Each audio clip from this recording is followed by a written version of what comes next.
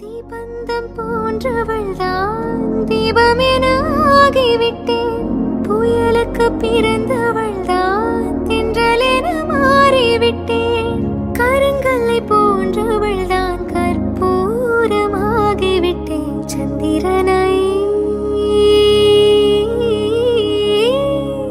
சந்திரனை தொட்டது யார ஸ்ட்ராங்கா. Hi friends, welcome back to my channel modern தமிழச்சி. எல்லாரும் சூப்பராக இருக்கீங்க அப்படின்னு நம்புகிறேன். வெரி சாரி, ரீசெண்டாக என்னோட த்ரோட் பெயின் வந்து ரொம்ப அதிகமாயிட்டு, சஷ்டி விரதம் இருக்கிறதுனால ஹாஸ்பிட்டலுக்கும் போக முடியல, டெய்லியும் ஹேர் வாஷ் பண்ணுறதுனால அந்த ஈரத்தினாலே இன்னும் ரொம்ப அதிகமாயிட்டு. பட் இப்போ கொஞ்சம் கிளியராக இருக்குது. ஸோ அதனால தான் ரீசெண்டாக ஷார்ட்ஸ் வீடியோ கூட சாங் போட்டுட்ருக்கேன். நிறைய பேர் வந்து வாய்ஸ் கொடுங்கக்கா அப்படின்னு சொல்லியிருந்தீங்க. ஸோ பயங்கர த்ரோட் பெயின்னால தான் நான் போடலை. இந்த வீடியோ முருகன் திருக்கல்யாணத்தன்னைக்கு எடுத்த வீடியோ. நல்லபடியாக 6 நாளும் சஷ்டி விரதம் முடிச்சுட்டு அடுத்த நாள் காலையில் நல்ல தடபுடலாக சமையல்லாம் ரெடி பண்ணணும்னு ரெடி ஆகிட்டு வந்து சாமிக்கு படையல் படைக்கணும். ஸோ அதுக்காக ரெடி பண்ணிகிட்ருக்கேன். சமையல் ஸ்டார்ட் பண்ணுறதுக்கு முன்னாடி நல்ல காஃப் இருந்தது. அதனால் பார்த்திங்கன்னா ஃபஸ்ட்டு கொஞ்சம் இஞ்சியும் ஒரு 3 ஏலக்காவும் நல்லா தட்டி சேர்த்து அந்த தண்ணி வந்து நல்லா கொதிக்க வச்சு குடித்தோம் அப்படின்னா நல்லாவே வந்து த்ரோட்டில் இருக்கிற அந்த என்ன சொல்கிறது, அந்த ஒரு மாதிரி குத்தி இருமல் வரும்ல, அது வந்து கிளியர் ஆகும். ஸோ விரதத்தில் இருக்கிறதுனால மற்றபடி நான் ஓமம் அந்த மாதிரி வேறு எதுவும் எடுத்துக்கல. இந்த 2 ஐட்டம்ஸ் மட்டும் நல்லா கொதிக்க வச்சு குடிச்சிட்ருக்கேன். இது பாயில் ஆகிட்டுருக்கிறதுக்குள்ளே பருப்பை வச்சு விட்றலாம் அப்படின்னு சொல்லிட்டு பருப்பு வேக வைக்கிறதுக்கு தேவையான இன்க்ரீடியண்ட்லாம் போட்டு எடுத்து வச்சிட்ருக்கேன். சாம்பாருக்கு எப்போவுமே வந்து நான் தனியாக பருப்பு வேக வச்சுட்டு அதுக்கப்புறம் தான் ரெடி பண்ணுவேன். ஒரு சிலர் ஒன்றாவே போட்டு வைப்பாங்க. பட் நான் எப்போவுமே இப்படி தான் பண்ணுவேன். பூண்டு, தக்காளி, பச்சை மிளகாய், மஞ்சள் தூள், ஜீரகம், அப்புறம் பெருங்காயத்தூள் எல்லாமே சேர்த்து க்ளோஸ் பண்ணி ஒரு 2 விசில் ப்ரெஷர் குக் பண்ணிடலாம். எக்ஸ்ட்ரா 2 உருளைக்கிழங்கு சேர்த்துருக்கேன். ஸோ பொரியலுக்கு ரெடி பண்ணிடலாம் அப்படின்னு சொல்லிட்டு அதுவும் ஒன்றாவே வெந்து வந்துடும். ஸோ ஃபைனலி வந்து இந்த கஷாயமும் ரெடி ஆகிடுச்சு.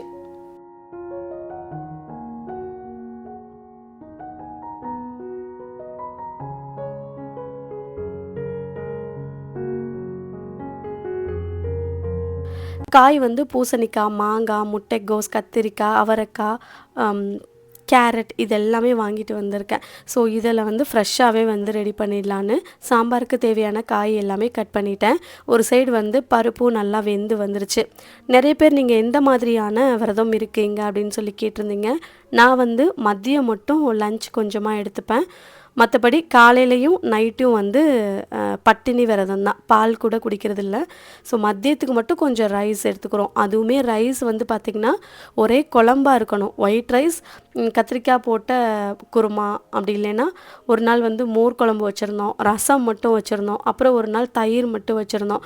ஸோ காய் பொரியல் அப்படின்னு எதுவும் இல்லாமல், அதாவது தனித்தனியாக கொஞ்சம் தடபுடலாக சாப்பிடாமல் அரை வயிறாக சாப்பிடணும் அப்படின்னு சொல்லிட்டு ஒரு காய் குழம்புக்குள்ளே போட்டு வைக்கிற மாதிரியான ஒரே வகையான குழம்பு வச்சு அரை வயிறாக சாப்பிட்டுக்குவோம், அவ்வளோதான்.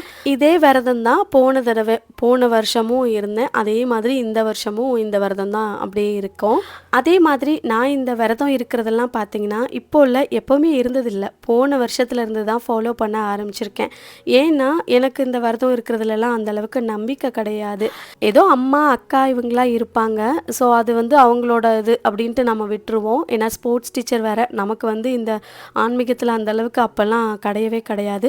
ஜஸ்ட்டு ஆனால் சாமி வந்து கும்பிடுவேன். வீட்டில் வந்து நல்ல ஒரு குட் வைப் இருக்கணும் அப்படிங்கிறதுக்காகவே சாம்பிராணி ஏற்றுறது அதெல்லாமே வந்து கரெக்டாக ஃபாலோ பண்ணுவேன். அது மட்டும் இருக்கும். பட் இப்போ எப்படி நான் திடீர்னு வந்து இந்த விரதம்லாம் இருக்க ஆரம்பித்தேன் அப்படின்னு பார்த்தீங்கன்னா, ஆஃப்டர் மேரேஜுமே ஹஸ்பண்டுமே அதே மாதிரி தான். அவங்களுக்கு இந்த விரதம் இருக்கிறதெல்லாம் இது இல்லை. ஆனால் சாமி கும்பிடுவாங்க, கோவிலுக்கு போவோம், அது எல்லாமே பண்ணுவோம். பட் விரதம் இருக்கிறது அப்படிங்கிறது வந்து அதில் நம்பிக்கை இல்லாமல் தான் இருந்துச்சு. மேரேஜ் ஆகிட்டு ஒரு 4 இயர்ஸ் பக்கம் வந்து நம்ம கோத்தகிரியில் தான் இருந்தோம். பட் அங்கெல்லாம் பார்த்தீங்கன்னா ஃபுல்லாக வந்து இதெல்லாம் ஃபாலோ பண்ணவே மாட்டாங்க. ஸோ மோஸ்ட்லி வந்து கிறிஸ்டின்ஸு, ஸோ ஸ்கூலும் அதே தான் அப்படிங்கிறதுனால ஸோ இது வந்து இந்த அளவுக்கு இருக்காது. மோஸ்ட்லி வீட்டுக்கு யாராவது வராங்கன்னா கூட குங்குமம் கூட கொடுக்கணும் அப்படின்ற மைண்ட் செட் இருக்காது எனக்கு. ஏன்னா வீட்டுக்கு வரவங்க எல்லாமே கிறிஸ்டின்ஸ் அந்த மாதிரி தான் இருப்பாங்க. ஸோ அதனால் எனக்குமே அதே மாதிரியே இருந்து பழகிடுச்சு. நம்ம கோயம்புத்தூர் ஷிஃப்ட் ஆகிறதுக்கு முன்னாடியே பார்த்தீங்கன்னா நம்ம இது வரைக்கும் கோயம்புத்தூருக்கு வந்து ஒரு 2.5 இயர்ஸ் ஆச்சு இங்கே வந்து. பட் அது ஷிஃப்ட் ஆகுறதுக்கு முன்னாடி ஒரு 1 மந்த் 1.5 மந்த்துக்கு முன்னாடி மருதமலை போகலாம் அப்படின்னு சொல்லிட்டு நாங்கள் வந்தோம். அப்போ வந்து ஒரு வேண்டுதல் வச்சுட்டு வந்திருந்தேன். நான் வந்து என்னோட இஷ்டப்படி நான் வந்து பழைய மாதிரி என்னால் சம்பாதிக்க முடியல அப்படின்னாலும் ஏதோ ஒரு வகையில் வந்து எனக்கு ஏர்னிங்ஸ் இருக்கணும் அப்படின்ட்டு ஒரு வேண்டுதல் வச்சுருந்தேன். பட் கோயம்புத்தூருக்கு அந்த வேண்டுதல் வச்ச ஒரு 1.5 மந்த் 1 மந்த்லேயே வந்து நாங்கள் எப்படி இங்கே ஷிஃப்ட் ஆகணும் அப்படிங்கிறது எல்லாமே ஒரு கனவு மாதிரி தான் இருந்துச்சு. வந்ததுக்கப்புறமும் ஹஸ்பண்ட் வந்து நான்வெஜ் இல்லாமல் இருக்கவே மாட்டாங்க. வீக்லி வந்து கோத்தகிரிலாம் பார்த்திங்கன்னா ரெகுலராகவே நான்வெஜ் இருக்கும் கோத்தகிரியில் இருக்கும்போது. ஸோ அவங்களுக்கு வந்து நான்வெஜ் பிரியர். அதுக்கப்புறம் நாங்கள் கொஞ்சம் கொஞ்சமாக வந்து இங்கே வந்து நான் சாய்பாபா வழிபட ஆரம்பித்தேன். ஸோ அதுபடி 1, 2 மிராக்கிள் நடக்கவுமே ஹஸ்பண்ட் வந்து அவங்களும் கொஞ்சம் ஃபாலோ பண்ண ஆரம்பித்தாங்க. அதுக்கப்புறம் முருகன் கோயில் போகிறதோ, இப்போ வீடு ஷிஃப்ட் ஆனதும் கூட பார்த்திங்கன்னா நியர்பை எனக்கு வீட்டுக்கு ஆப்போசிட்லேயே முருகன் கோவில் தான். ஸோ எல்லாமே எனக்கு லைஃப்பில் நடந்த ஒரு டேர்னிங்குமே முருகன் கையில் இருந்த மாதிரி தான் ஒரு இது. அதனாலே என்னவோ தெரில, சரி இந்த வருஷம் இருக்கலான்ட்டு போன வருஷம் இருந்தேன். நான் நினச்ச ஒரு விஷயம் வந்து நடந்துச்சு. அதே மாதிரியே நடந்துச்சோ இல்லையோ எனக்கு ஒரு பாசிட்டிவ் இருந்துச்சு. பயங்கரமான ஒரு லைஃப்பில் ஒரு பாசிட்டிவ் இருந்துச்சு. அதனால சரி நம்ம கண்டினியூ பண்ணலாம் அப்படின்னு சொல்லிட்டு இந்த வருஷமும் கண்டினியூ பண்ணியிருக்கேன். அம்மா எப்போ எங்கள் கூடயே தான் இருப்பாங்களா அப்படின்னு சொல்லி கேட்டிருந்தீங்க. அம்மாவுக்கு ப்ரெஷர் இருக்குது. ஸோ அங்கேருந்து அவங்க வழிபட்டாங்க. அப்படி சாப்பிடாமன்னா உடம்பு சரியில்லைன்னா கூட கஷ்டம். அவங்க ரொம்ப வருஷமாக இருக்காங்க. ஸோ அதனால் அவங்கள விரதம் இருக்காமல் இருக்காதீங்கன்னு சொல்ல முடியல. ஏன்னா இதுக்கு முன்னாடி நிறைய டைம் உடம்பு சரியில்லாமல் போயிருக்கு. ரொம்ப படுத்த படுக்கையெல்லாம் அந்த மாதிரி இருந்தோம். அதனால தான் நான் கூட்டிகிட்டு வந்துடுவேன். இந்த டைமில் வந்து எது ஒன்றுனா நாங்கள் பார்த்துப்போம் இல்லையா. அதனால அம்மா வந்து பூஜை ரூம் க்ளீன் பண்ணுறது, விளக்குக்கு எல்லாமே திரி போடுறது, விளக்கு ஏற்றுறது எல்லாமே பார்த்துப்பாங்க. நான் வந்து சமையல் பண்ணுறது, சாமிக்கு படையல் பண்ணுறது, அது எல்லாமே ரெடி பண்ணி கொண்டு வந்து வச்சிருவேன். 2 பேரும் ஒரே மாதிரி விரதம் இருக்கிறது ஒருத்தருக்கு ஒருத்தர் ஏதோ துணையாக இருக்கிற மாதிரியும் இருக்கும். ஒரு வழியாக அன்னைக்கு படையலுக்கு காய் போட்ட சாம்பார், முட்டைகோஸ் பொரியல், உருளைக்கிழங்கு பொரியல், 2 வகையான வடை, பருப்பு வடை, உளுந்து வடை எல்லாமே செஞ்சு சாமிக்கு படைச்சாச்சு. ஸ்வீட்க்கு வந்து பாயசம் பண்ணியிருந்தேன். ஒரு வழியாக சாமிக்கு படையெல்லாம் பண்ணிவிட்டு காக்காவுக்கும் வச்சுட்டு அன்னைக்கு வந்து பூர்த்தி பண்ணிட்டோம். செவ்வாய்க்கிழமை அப்படிங்கிறதுனால சாயங்காலமும் சாமிக்கு வந்து வெட்டலை தீபத்தை போட்டு பூர்த்தி பண்ணிக்கிட்டோம்.